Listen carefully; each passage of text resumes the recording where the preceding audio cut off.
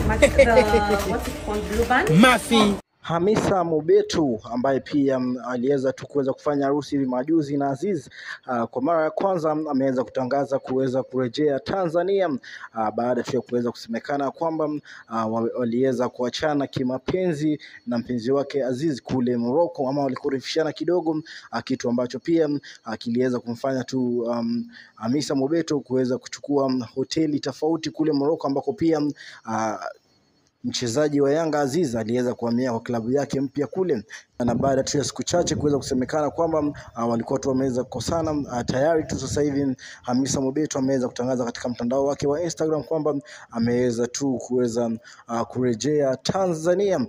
kwa mara ya kwanza baada tu ya kuweza kumsindikiza mume wake kule Morocco katika klabu yake mpya, ambao pia alikuwa tu ameweza kununuliwa, kitu ambacho pia kinaendelea kuzua reaction nyingi pale katika mitandao za kijamii, wakisema tu ya kwamba huenda labda tu tayari tu wameweza kuachana kwa sababu tu